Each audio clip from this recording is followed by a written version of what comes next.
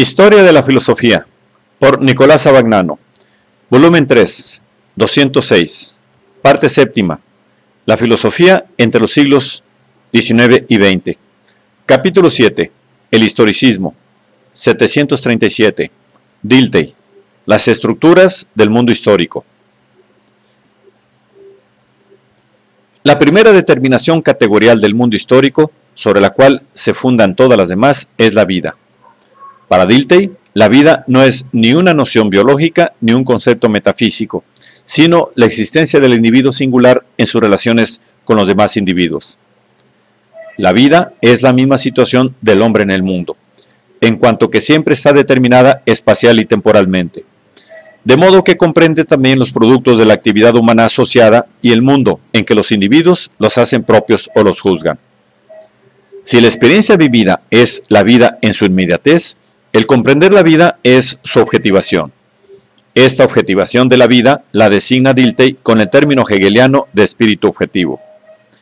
Pero el espíritu objetivo, que para Hegel era la razón misma convertida en institución o sistema social, para Dilthey es simplemente el conjunto de las manifestaciones en las que la vida se ha objetivado en el curso de su desarrollo y que acompañan a este desarrollo.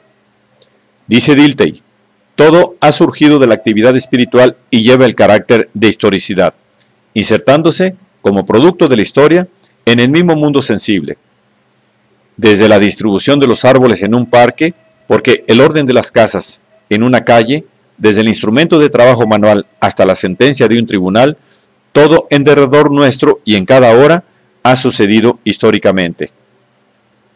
Lo que el espíritu pone hoy de su carácter en su propia manifestación de vida, es mañana, cuando está delante, historia. Mientras el tiempo avanza, nosotros estamos rodeados por las ruinas de Roma, por catedrales y castillos. La historia no es nada separada de la vida, nada distinto del presente por su distancia temporal. La segunda categoría fundamental de la razón histórica es la de la conexión dinámica. La conexión dinámica se distingue de la conexión causal de la naturaleza en que produce valores y realiza objetivos. Dilthey habla del carácter teleológico inmanente de la conexión dinámica y considera como conexiones dinámicas, o como él dice, estructurales, a los individuos, las instituciones, las comunidades, las civilizaciones, las épocas históricas y la misma totalidad del mundo histórico, que está constituida por un número infinito de conexiones estructurales. El rasgo característico de la estructura es la autocentralidad. Toda estructura tiene su centro en sí misma. Lo mismo que el individuo, dice Dilthey, todo sistema cultural, toda comunidad tiene en sí mismo su propio centro. En él están ligadas, constituyendo la interpretación de la realidad, la valoración, la producción de los bienes. Esta autocentralidad establece entre las partes y el todo de una estructura una relación que constituye el significado de la misma. El significado de una estructura cualquiera puede, por tanto, ser alcanzado solo a base de los valores y de los objetivos en torno a los cuales está en ella centrada. Según Dilthey, la época histórica posee en grado eminente el carácter de autocentralidad. Toda época está determinada en forma inmanente por el nexo de la vida, del mundo sentimental, de la elaboración de los valores y de las relativas ideas de finalidad. Es histórico todo actuar que se inserte en esta conexión. Ella constituye el horizonte de la época y es la que determina el significado de cada parte de su sistema.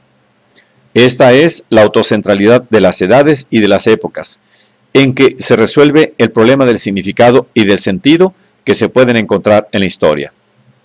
Sin embargo, no existe un determinismo riguroso de la época histórica sobre la naturaleza y la conducta de los individuos que les pertenecen. En cada época se encuentran siempre fuerzas diversas de las que constituyen la estructura dominante de la época misma. Cada época implica una referencia a la época precedente, cuyos efectos se experimenta en sus fuerzas activas, e implica también el esfuerzo creador que prepara la época siguiente. Como ella ha sido originada por la insuficiencia de la época precedente, así también lleva en sí los límites, los desacuerdos, los dolores que preparan la época futura. El florecer de una época es breve y de una época a otra se traspasa el hambre de una satisfacción total que nunca puede ser saciada.